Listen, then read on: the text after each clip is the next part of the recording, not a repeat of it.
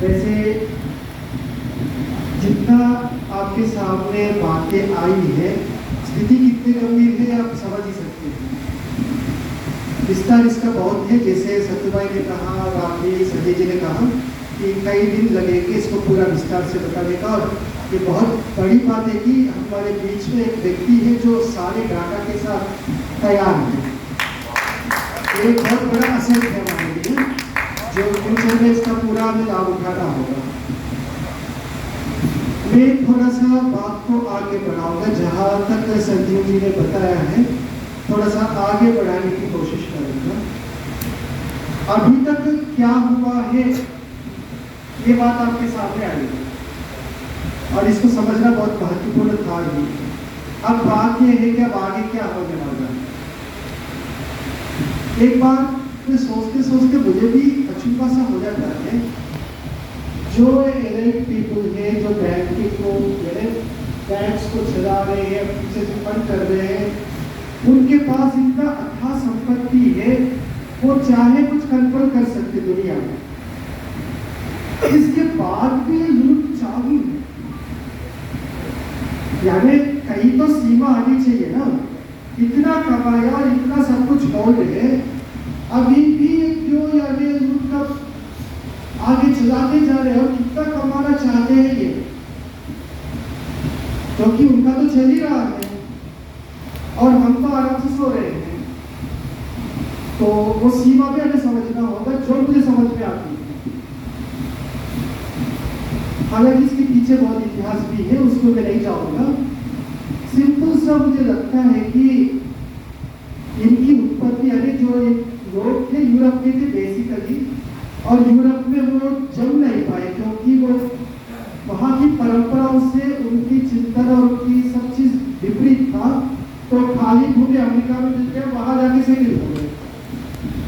पर वो भी उनके लिए अनुकूल है। अमेरिकन कंडीशन इतना ज्यादा वेरिएबल है, वहां जीने की कोई कंडीशन नहीं है भौगोलिक दृष्टि से। जो भी बहुत अच्छी स्थिति है पृथ्वी में, और जीने के लिए सबसे अच्छे कंडीशंस भारत में। मुझे लगता है उनका टारगेट है भारत। इतना लूटने के बाद, जो आपने बताया कितने बिलियन डॉलर्स उस समय का लूटा था, इसके बाद भी भारत इतना संपन्न है आज भी। इसको पूरी तरह से जब वो समाप्त करेंगे संपन्नता को, यहाँ के लोगों को गुलाम बनाएंगे, तब जाके वो यहाँ आके सेटिल कर सकते हैं। उनकी अंतिम जो दृष्टि है, मुझे लगता है सचिन जी भी सिद्धार्थ, एक तो आप भी इसके साथ होते, तो उनका टारगेट है कि भारत की सारी संपत्ति, जितनी नेचुरल रिसोर्सेस, यानी जितनी जमीन है, जितने खान है, जितनी सोना चांदी पड़ा हुआ है, कई बार सरकारों की तरफ से वो आता है ना, आप अपनी जो गोल्ड है घर में वो गिरवी में रखो, बैंक में पैसे दे दो। मंदिरों से भी अलग किया जाता है कि अपनी गोल्ड जो है बैंकों में रखो, आप पैसे दो, डेवलपमेंट काम करो वगैरह। यानी जो भी छुपा हुआ निकालने में लगा हुआ है पूरा सिस्टम। तो ये अभी क्या है, वो लूट रहे हैं, तो लूटने का 0.0001% आपकी सुविधाओं में दे रहे हैं, जिससे कि आपके पंखे चल रहे हैं, लाइट चल रही है, आपके लिए रोड बना हुआ है, आप सुविधापूर्वक जी रहे हैं, आपको ज्यादा दिक्कत ना हो, ताकि बहुत बड़ा कोई क्रांति खड़ा ना हो। पर जिस दिन जो है ये जो आपकी वर्तमान डेवलपमेंट आप जिस पे आप जी रहे हैं, एक प्रकार से क्या बोलते हैं, ताश की जो महल बनता है ना, उस प्रकार कब गिरेगा कुछ पता नहीं। जब गिरेगा तो एकदम गिरेगा और एकदम आपको लगेगा कि हम क्या था क्या हो। अब इसमें सूत्र रूप से मैं बताऊं, यानी समस्या तो आपके सामने आई है, हमें क्या करना है ये विषय सूत्र रूप से बताओ तो दो चीजें हैं जो सबसे ज्यादा खतरनाक है, जिसका हमें सामना करना होगा। जो लड़ाई है वो दो है, एक तो है करेंसी और दूसरा है मार्केट। आपने करेंसी को होल्ड किया का मतलब आप अपने आपके पॉकेट में 100 रुपए पड़े हैं, इसका मतलब आप लुटते जा रहे हैं। इसकी बात कल तो आई थी ना, ये फलाना टाइम की सीखा है, इसके बाद की सीखा और इससे ये बात आपके सामने है, तो उससे आपको समझना चाहिए। आज आपके पॉकेट में 100 रुपए है, कल वो 99 रुपए 90 पैसे होंगे, 10 पैसे एक दिन में मोटा अंदाजा में बता रहा है, एग्जैक्ट कैलकुलेशन नहीं है, पर वो डिवाइडेड हो रहा है। वो 100 रुपए आपके पॉकेट में पड़ा है साल भर, तो समझिए कितना डिवाइडेड हो रहा है। यानी आप केवल इसको होल्ड करके पैसे को पॉकेट में अकाउंट में जहां भी रखते इसको होल्ड करके लुटते जा रहे हैं। तो करेंसी को होल्ड करना अपनी लूट को आमंत्रित करना। अब इसका उत्तर है कि आप करेंसी की जगह रिसोर्सेस को होल्ड कीजिए, विशेषकर नेचुरल रिसोर्सेस। आपके पास पैसे हैं, गोल्ड बॉन्ड मत खरीदिएगा, गुल मत कीजिए, गोल्ड खरीदिए, लैंड खरीदिए, उन असेट्स को खरीदिए जिनका कीमत घटेगा नहीं। भवन बंगला कार ये नहीं, ये तो इनकी कीमत तुरंत घट जाएगी। और दूसरा, विनिमय करते समय करेंसी का कम से कम प्रयोग हो, बहुत कठिन है, ये ना हो इसके लिए पूरा कोशिश किया जा रहा है। व्यक्ति व्यक्ति के बीच में विश्वास ना हो। आप किसी को कोई सामान देके उनसे वापस कोई सामान की अपेक्षा रखेंगे, वो ट्रांजैक्शन में काफी रिस्की है। अपेक्षा की पैसे तुरंत दिया जाता है, अब तो बिल्कुल रुपये तुरंत ट्रांसफर हो जाता है, पर ये सब हम करेंगे तो लुटते जाएंगे। हमें मार्केट एंड करेंसी दोनों से, विशेषकर करेंसी से बचना है। करेंसी से बचना सबसे ज्यादा कठिन है, पर असंभव नहीं है। इसमें बहुत ज्यादा हमारे दिमाग भी लगेगा, बहुत ज्यादा मैनेजमेंट की बातें हैं।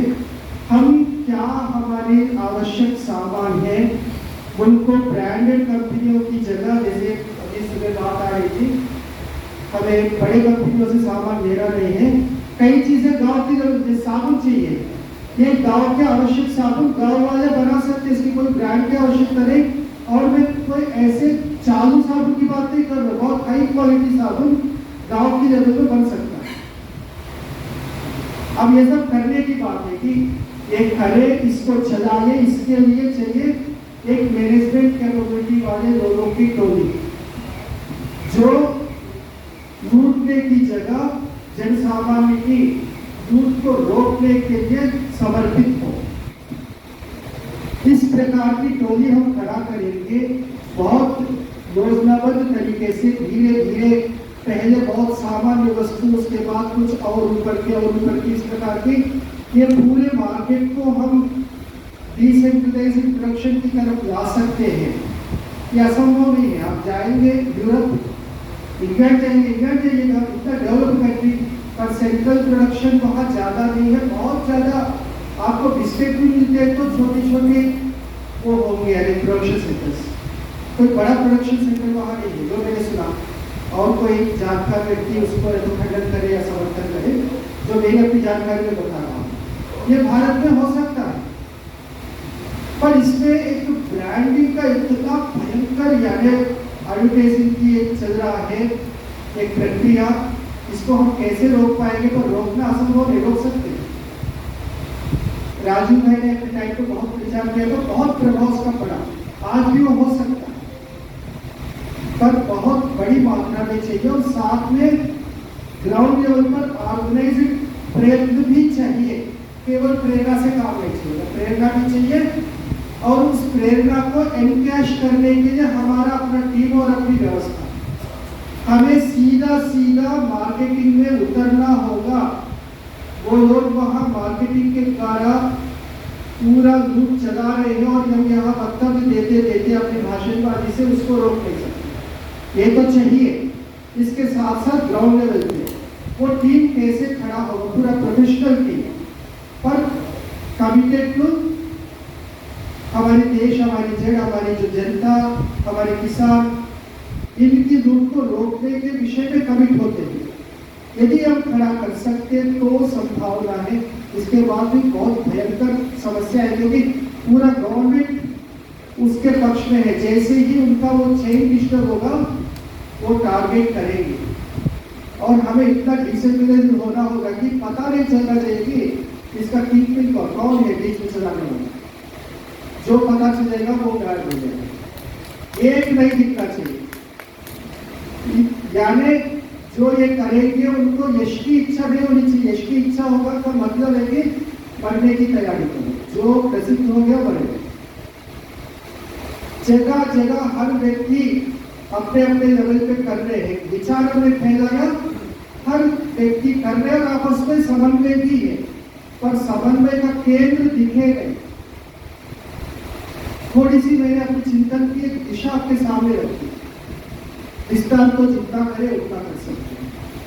और जहां एक एक स्टेप पे हमें टकराना पड़ेगा किसी ना किसी से, और टकराने के विषय में भी बहुत स्ट्रैटेजीज बनाने होंगे कि सीधा टकराव ना हो, साइड में से निकलने की कोई रास्ता निकले, और जहां तक हो सके टकराव से बचे, समझौता करें, क्योंकि टकरा के खड़ा होके चलने की स्थिति हमारी नहीं है। बहुत बाद में कभी आएगा तो आएगा, नहीं तो निकट भविष्य में ऐसी स्थिति नहीं है। तो ये कोई सामान्य लड़ाई नहीं है, बहुत बड़ा अपनी योग्यता और क्षमताओं की लड़ाई है। एक तरफ वो है, एक तरफ हम है, हमारी अपनी कितनी बुद्धिमत्ता है, कितनी एडमिनिस्ट्रेटिव कैपेबिलिटीज है, कितना हम स्ट्रैटेजीज बना सकते हैं, उसको गुप्त रख सकते हैं, छुपा सकते हैं। जैसे कहते हैं ना, उनकी स्ट्रैटेजीज वो एग्जीक्यूट होने के बाद, क्रियान्वयन होने के बाद ही पता चलता है कि वो ऐसे करना चाह रहे हैं, पहले पता नहीं चलता। पर हम आज योजना बनाएंगे, तुरंत ही बाहर आ जाए। अपनी योजनाओं को छुपा के रखना एक बहुत बड़ी मेरे कला है जो हमें विकसित करना होगा। तो ऐसी बहुत सी बातें हैं, कभी विस्तार से समय हो तो काफी कुछ बता सकता हूँ। मैं कुछ संकेत आपके सामने किया जो मैं इन स्थितियों से निपटने की दिशा में किस प्रकार सोच रहा हूँ। अब कुछ प्रश्न हो तो जी। ये जो आपने अभी कहा, जो आपने किया नहीं, प्रैक्टिकली करने का कोई विषय है ही नहीं इसमें।